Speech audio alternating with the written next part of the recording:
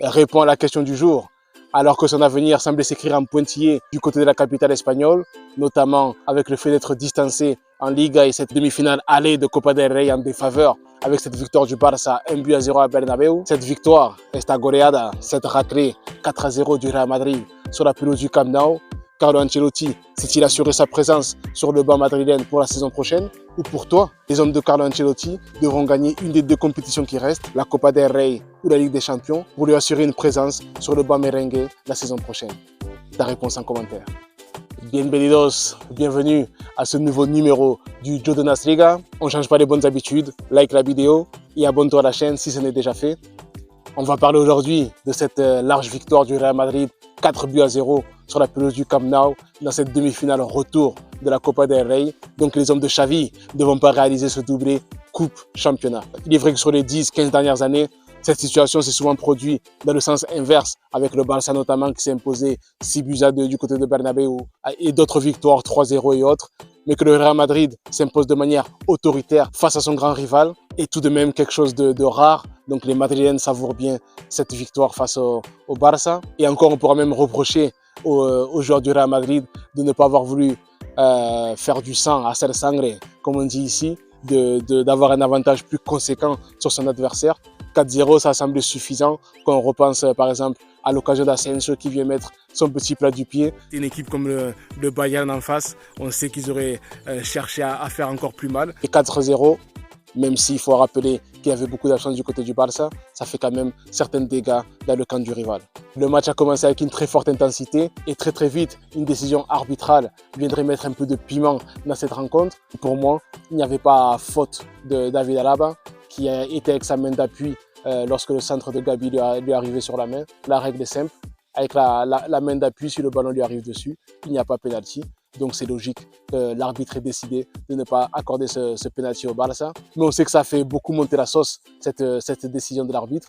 Et ensuite derrière, voilà, on a eu un match très intense, avec beaucoup de situations, mais pas d'occasion claire pendant un long moment. On a vu aussi Madrid, durant une certaine période, confisquer le ballon au Barça. D'ailleurs, c'est la dernière séquence de possession des Madrilènes qui a mené ce temps fort aussi du Barça avant la mi-temps.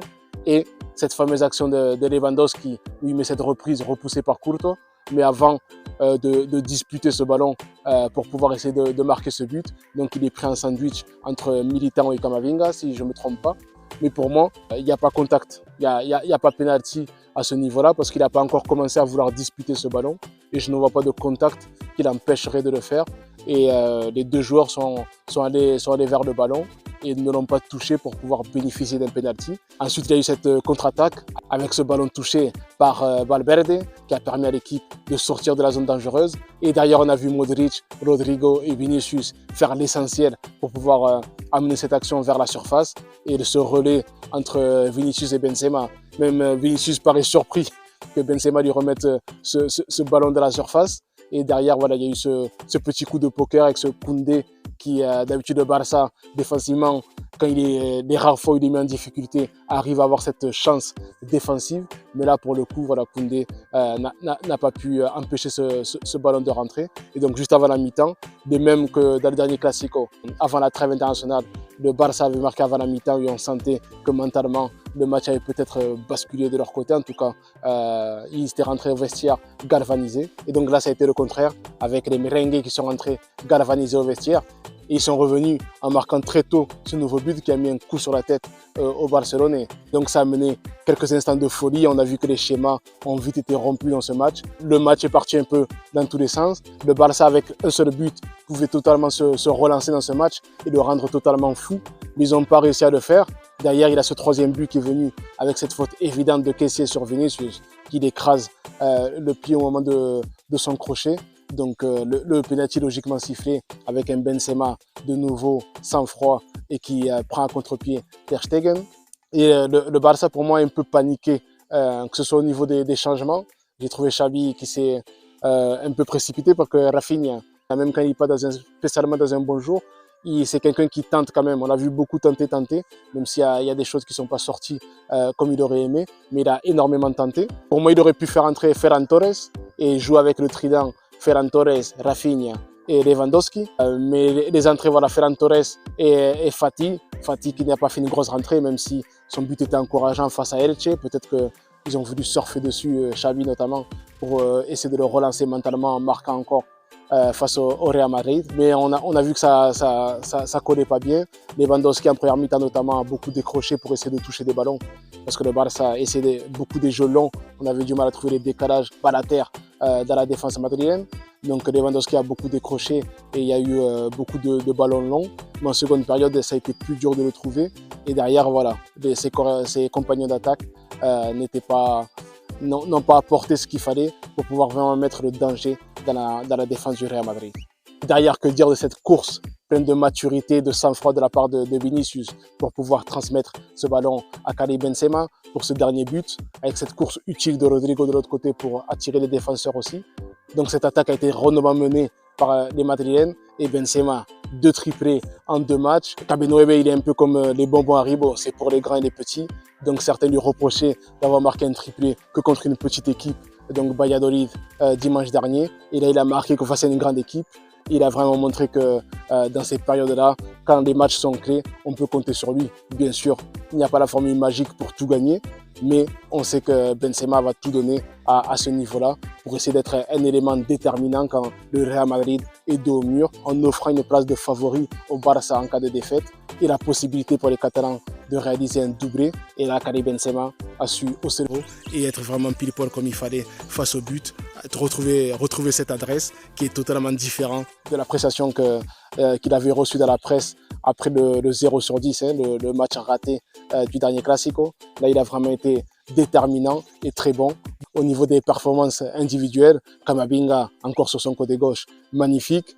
Ancelotti aussi, une mention spéciale pour cette tactique innovante avec le fait de ne pas avoir de besogneux au centre du terrain. Certains lui reprochaient ça avant le coup d'envoi, mais on a vu que Kroos a vraiment haussé le niveau et qu'il a su se salir le short dans ce match. On a vu un Valverde qui a été dans un rôle très sobre. Souvent dans ces classicos, il est utilisé comme ailier pour servir de 4e élément au milieu de terrain dans les phases défensives. Mais là, juste devant la défense, il a été très bon. Voilà, on a vu dans ce rôle de vouloir empêcher Balde de monter. Il a vraiment été intéressant dans les ressorties de balles. Et derrière, les 2 maestros, Kroos et Modric, ont vraiment fait du très très grand boulot au milieu de terrain. Et le trident offensif, Vinicius a pris le dessus sur Araujo. On se souvient notamment de cette occasion en début de seconde période où il le laisse carrément sur les talons et il a quand même été relativement au-dessus dans les face-à-face. Et derrière, Rodrigo aussi a été encore très utile, un joueur qui a déjà 150 matchs avec le Real Madrid et il est en train de continuer à grandir. Donc, mention spéciale à ces joueurs-là. Du côté du Barça, on a vu un Franck Kessié plutôt bon et intéressant pendant une bonne partie du match, ainsi que Sergi Roberto, qui ont été des bons gardes du corps de Busquets pour le laisser un peu libre, pour pouvoir toucher le ballon et pouvoir relancer plutôt facilement. Puis dans la première mi-temps, au niveau des décrochages, même si ça manquait de complicité technique avec lui pour l'accompagner dans ces moments-là. Lewandowski, intéressant au moins sur la première mi-temps. Rafinha, même s'il n'a pas tout réussi, il y a eu au moins cette volonté de vouloir essayer. Et Balde, ça a été un peu par période. Donc il a eu des temps forts, des temps faibles dans ce match. Ça a été un peu compliqué pour lui sur son côté, avec un Rodrigo qui bougeait pas mal. Pour monter, voilà, il a beaucoup été empêché à plusieurs moments du match où il ne pouvait pas prendre son côté. Ça a été un match un peu complexe pour le Barça. Et ils peuvent essayer de se ressaisir en se disant que voilà, ils sont leaders au niveau de la Liga et de se concentrer pour pouvoir assurer ce titre le plus tôt possible. Merci d'avoir suivi ce débrief. On se revoit très bientôt, notamment avec les échéances en Liga et en Ligue des Champions. Donc like la vidéo, abonne-toi et on se revoit très bientôt. Ciao.